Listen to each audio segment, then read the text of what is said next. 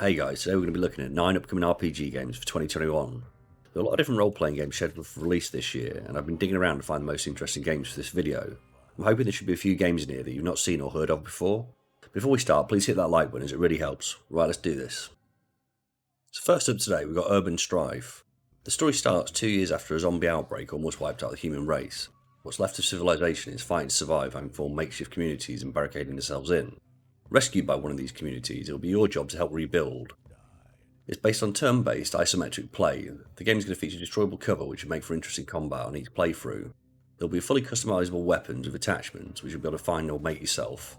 You'll have your own base, which you'll need to repair and fortify. There will be lots of upgrades you can make to the base, including gardens, workshops, auto shops, hospitals and barracks. In the auto shop, you'll be able to create your own vehicles from scratch. I like the look of the 4x4 they upgraded in the trailers. With your own character, this will be fully customizable with different skills which you can choose, and perks to unlock special abilities. You'll have your own personal reputation as well. This can earn you new allies or enemies depending on how you behave in the game. The AI is also the same. They'll like you or dislike you depending on your actions. There are going to be many different factions in the game. Some of these can be allies that will reward you with new equipment. There's a group of army rangers that killed their commanding officer, and they trade military grade weapons if you've got the money. Or there's the shady lady bikers, who sell weapons, vehicles, parts and drugs. Then you have the cult of second chance. These people supposedly collect the undead like old ladies collect cats. They promise the game will have full modding support when it does release. I own Dead State, which is another turn-based zombie game, and I like that, and it looks like there could be an improvement on that, so it's one I'll be keeping an eye on, and it's due for release in Q3 of this year. Up next, we've got Dark Alliance. This could be the latest Dungeons & Dragons game to be released. It's coming to consoles this year on the 22nd of June. This is an action RPG, but to me it's not a real RPG. It's labelled as a brawler, which is just another way of saying it's going to be a button-mashing hack-and-slash game. Now this is going to be a co-op game you can play with your friends. You'll be able to play with one of 4 characters. If you're familiar with Dungeons & Dragons, you'll already know Dritz de Worden from many other games. He'll give you the option to play as a dual wielder. There'll be a ranger class, Catty Bree, a tank-like barbarian, Wolfgar, and a defensive-based dwarf, Bruno Battlehammer.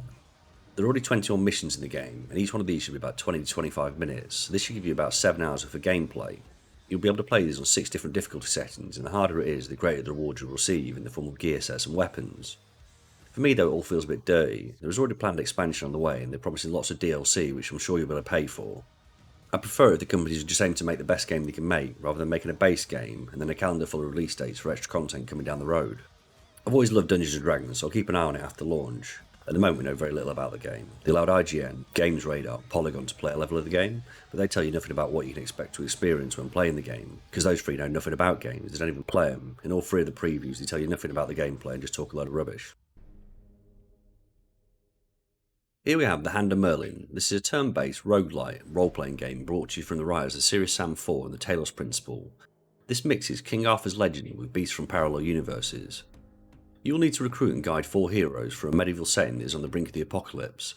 You'll be able to pick your own route through this world, and you'll need to master the turn-based combat system along the way, making use of terrain to coordinate attacks and ambushes on your enemies. They say that all the encounters along the way will be interactive and will change each time you play. You'll need to find towns and traders to upgrade your weapons and armour or to unlock new spells, and there will be a dynamic levelling system based on renown, so the more legendary reacts you perform and the more powerful you'll become. With every day that passes, the world begins to break down more and more. This will find you jumping from one parallel dimension to another, and as you do so, things will change. There will be different rules in the different dimensions and different encounters to face you. They promise you that no 2 worlds are going to be exactly the same, and everyone who plays the game will face a different journey. It's due for release in spring. Up next we have No Place For Bravery. This is a 2D top-down action role-playing game. You'll be playing as Fawn, an old warrior who is troubled by the nightmares of his past, and he's in search of his long-lost daughter. Accompanying him on the journey is his disabled son, Fid. The developers stated that the storyline is based on their own collective experiences, and I'm guessing it's very loosely based on their stories, given the bloodshed and sword fighting. The combat in the game is going to be very fast-paced and will focus on parrying blows. Mistakes are supposed to be very costly. They say you'll be able to see how fragile Fawn is, and you'll suffer defeats along the way. Now we don't know much about the game other than that. It's been made by a group of Brazilian developers. There was a demo on Steam earlier in the year for the game, which has since been removed. And a lot of the feedback for the demo was that the combat system needed a lot of work. I mean, I like the pixel art style, but other than that, it doesn't hold much interest for me personally. I mean, what do you think? Let me know in the comments. For the next game, we have Death Trash. This is a single-player, open-world role-playing game set in a post-apocalyptic, horror cyberpunk world. Most of the surviving people have hidden themselves in the remnants of old cities that are decaying. but you've been thrown out of the society and are now an outcast and have to travel the world above ground with all the other outcasts. It sort of has a look of Fallout 2 about it, but in pixel form. Now the game's quite mature and features some weird stuff to say the least.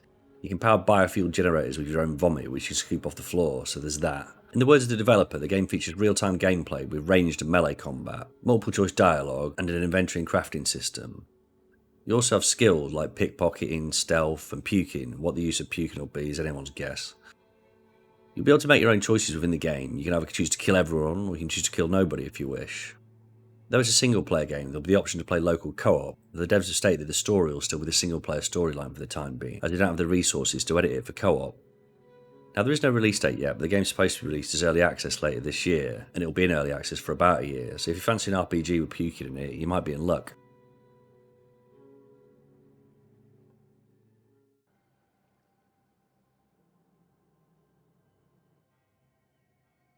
At number 6 we have Black Book. This is a game that originally started out on Kickstarter. The Russian developers managed to successfully raise over $160,000 last year. This game is based on Slavic mythology and is a dark role-playing adventure game. You play as a young girl called Vasilisa who was due to become a witch but decided instead to marry a beloved. He then died mysteriously, so you need to go off in search of a black book. This is an ancient artifact, and if you find all 7 of its seals, this is the 7 chapters of the game, you'll be granted 1 wish to revive your beloved. The combat in the game is card-based combat. You'll unlock more spells as you progress through the game. You'll be able to command demons to fight for you, though be careful, if they become bored they will attack you. Throughout the game you'll need to solve riddles and complete side quests, like saving peasants from demons. As you explore the world you'll learn more about Slavic mythology and folktales, with the game being developed with the help of anthropologists. Now they released the Black Book prologue. If anyone wants to try it, this is a demo of the first level of the game, and this is set on the day that you first turn into a witch. The game is due to be released on PC, PS4, Xbox One and Nintendo Switch, and it will be available in the spring.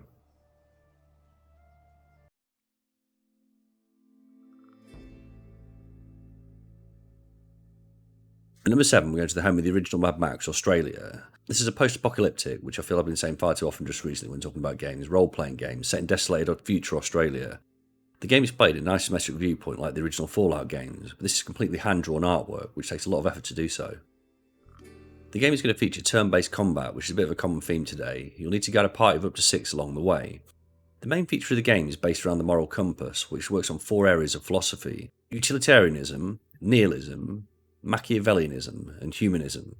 Depending on the things you do and say, you will shift the way your party develops and affect the future possible choices that you may face.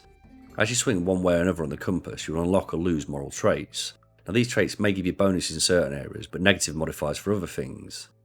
The developer states that you'll not be able to swing back and forth, being a saint one moment and a demon the next, but you may find yourself becoming increasingly evil, with more nihilistic options being offered to you if you keep choosing that route. I think it makes for an interesting idea, because in games you can usually choose to sacrifice someone one moment and then save someone the next, which, unless you're bipolar, you wouldn't really be inclined to behave that way morally. On that mechanic alone, it sounds like an interesting game, though for me I'm not really a fan of the art style. It's due for release at the back end of this year and it'll be coming to PC, PS4, Xbox One and Nintendo Switch.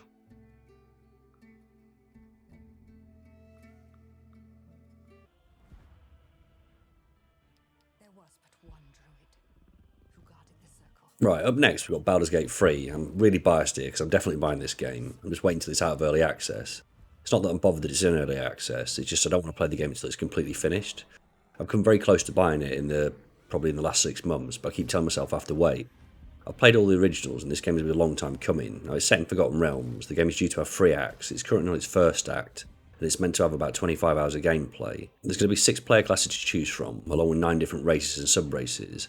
The story, which I really don't even want to read, says you start off abducted and lost and you turn into a monster, and as you become more corrupted you become more powerful, but that power may be your path to salvation. The game is playable by up to 6 people, but for me this is always going to be a single player game. You'll have companions who will join with you, and some may agree with you and lead your choices, others may argue with you on what you decide and even decide to abandon the party. I've deliberately not watched any gameplay outside the trailers, but like I say I'm biased and I'm 100% buying this, but I just need to wait for it to be finished, so I'm not actually going to watch anything more.